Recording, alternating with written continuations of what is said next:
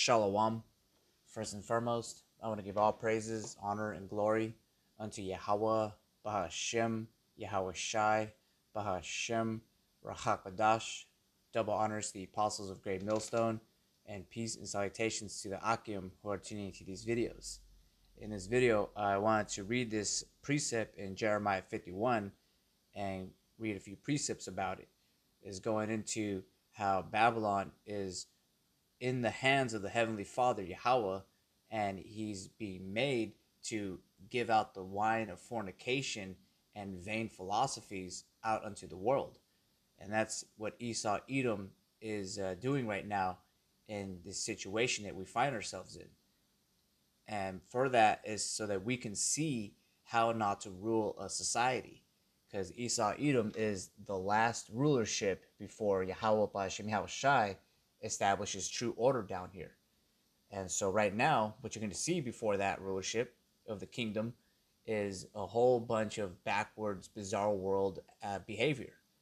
And so I'm going to read this precept and read just a few of them to go into that topic. But I want to start at Jeremiah 51 and 1, because this is a very powerful chapter. So from verse 1 it says, "Thus saith the Lord Yahweh Ba'ashem Yahweh Shai, Behold, I will raise up against Babylon and against them that dwell in the midst of them that rise up against me a destroying wind." So this Babylon right here is talking about today's Babylon, America, if you will.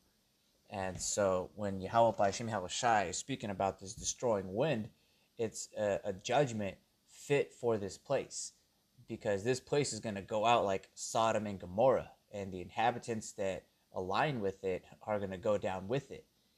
And so that's that destroying wind. And the Heavenly Father describes it in multiple chapters on how this place is going to be destroyed. And very fittingly, I should add. Continuing on verse 2, it says, "And will send unto Babylon fanners that shall fan her and shall empty her land, for in the day of trouble they shall be against her round about." And so the fanners you're seeing is a spiritual thing, because when the Heavenly Father sends out his men to preach and prophesy the downfall of this kingdom and the upliftment of his people and heralding Yahweh Shai, that is fanning a flame. This fire has already been kindled when Yahweh Shai was on the scene. Now we're just seeing the latter end of it being fulfilled. And this place is going to be attacked by all of Babylon's so-called allies. And you can read that in the book of Obadiah. All the men who are at confederate with Babylon, which is America, are going to go against it. You can read that in the book of Joel 3, because all these people are now able to go toe-to-toe with America. And they're pretty much saying enough is enough. And so that's why the Heavenly Father is preparing a destroying wind through the thermonuclear missiles, and that they're going to be in trouble round about, because this is going to be a third world woe that those type of missiles are going to be utilized in. So continuing on verse 3, it says, "Against him that bendeth, let the archer bend his bow, and against him that lifted himself up in his brigandine, and spare ye not her young men, destroy ye utterly all her host." And so this is basically calling out to all the heathens who have that capability to bend the bow. And we've gone into it, and we watched the news, seeing how good all these other heathen nations are becoming at war. You got North Korea that comes at the first thing in the mind. They are basically advancing all their missile technology so that they're able to hit America with that bow, with that arrow, specifically the thermonuclear missiles. The Heavenly Father is setting up a destroying wind for these people, and he's doing it by the way of these heathens. So continuing on verse 4, it says, "Thus the slain shall fall in the land of the Chaldeans, and they that are thrust through in her streets. For Israel hath not been forsaken, nor Judah of his power, of the Lord of hosts, though their land was filled with sin against the Holy One of Israel." And this is going into how the Heavenly Father is still dealing with his people. Yeah, he's going to judge the 2/3 of the nation of our people, because they have chosen this side. They have aligned with the society's morals and statutes, as opposed to Yahweh Ba'ashem Yahweh Shai. They have not known him. They have not known his ways. So all those people are going to be judged ultimately, but the Heavenly Father is not going to do away with the nation of Israel. He's still dealing with his elect, his remnant, who are at right now standing steadfast, unmovable, and always abounding in the spirit of Yahweh Ba'ashem Yahushai. So he's going to deliver them before this fanning, this destroying wind hits this place. So continuing on from verse 6, it says, "Flee out of the midst of Babylon and deliver every man his soul." And this is a spiritual fleeing, because that's what the hopeful elect are doing. You know, we were once in this world, but now we've heard the words of Yahweh Ba'ashem Yahushai and have become baptized. Now we're standing steadfast against it, stiffly against it, and sighing and crying for the abominations that are done down here. Because as I'm going to go into it in this verse, this place Babylon has been pushing nothing but vain wickedness. And I don't even want to go into the things that this place pushes, but you had that one thing that happened a few months ago. That's one of the main reasons why this place is going to be destroyed in the same manner as Sodom and Gomorrah. On one of the topics of the lists of laws that this place breaks, pretty much it breaks all of them. If you start to analyze everything, put a microscope under things, you start to see that this devil has tarnished and destroyed the way of life. And so I'm going to read from verse 6 again. It says, "Flee out of the midst of Babylon and deliver every man his soul." And we are arising, departing from this place, because we know that this is not our rest. That is what we're delivering every man his soul, persuading one another and preaching this word. Because we know that the elect are going to hear this message, but we don't care about the 2/3 when they don't get this. They should very well understand, just by looking out the window or turning on the news, that this is not our rest, and that prophecy is about to be fulfilled. So from verse 6, it says, "Flee out of the midst of Babylon and deliver every man his soul, and be not cut off in her iniquity. For this is the time of the Lord's vengeance. He will render unto her a recompense." And so this is the Lord's vengeance for all the wickedness this place has done, for the controversy of Zion, for the destroying and the decaying of the earth and all of its inhabitants. Not just the Israelites, but even the animals, the trees. Like this devil, once he's put out of power, the trees are going to rejoice because he's been put out. Because there's not going to be a feller that's going to chop the trees in the manner that he's going to. Because that's actually a law, that you're not supposed to just chop how this devil does. So continuing on in verse 8, which is the main precept I wanted to get into, it says, "Babylon is suddenly fallen." Oh, Slakia, I meant to say verse 7. It says, "Babylon hath been a golden cup in the Lord's hand, that made all the earth drunken. The nations have drunken of her wine, therefore the nations are mad." And so this right here is showing you that Esau Edom has pushed his vain philosophies out throughout the four corners of the earth. You go to Japan, you're going to see Edomite influence. You go to India, you go to Russia, well, that's one of the main places still, but any place on the earth, even in our land, Israel, right now, which where those devils are inhabiting it right now, it's just filled with that wine of fornication, Babylon. So from verse 7 again, it says, "Babylon hath been a golden cup in the Lord's hand, that made all the earth drunken. The nations have drunken of her wine, therefore the nations are mad." So this devil has to pay for all of the wickedness that he's pushed. And right here, it's emphasizing the philosophies, because that wine is wine of philosophy. So I'm going to go into another chapter just to bring that topic up. This is in Isaiah 29:9. It says, "Stay yourselves and wonder. Cry ye out and cry. They are drunken, but not with wine. They stagger, but not with strong drink." Because this is a philosophical wine that they're drinking. So I'm going to, let's see. I'll just read to the next precept that I have lined up. This is in Habakkuk 2:15. "Woe unto him that giveth his neighbor drink, that puttest thy bottle to him, and makest him drunken, also that thou mayest look on their nakedness." And this is what Esau Edom has done specifically to the nation of Israel. And it's no coincidence how everything is structured, why the Israelites are still on the bottom. This devil is basically making it his mission, his life mission to push us down. He's putting all these liquor stores in the ghettos specifically, and just about anything that this devil has our people doing, it's for our destruction, our destroying of our nation and our integrity to Yahweh Bashim Hawashai. You look into the rabbit holes of certain things and conspiracy theories, like rap music, for example. Esau Edom propped that up and put out his vain and wicked philosophies through that music industry.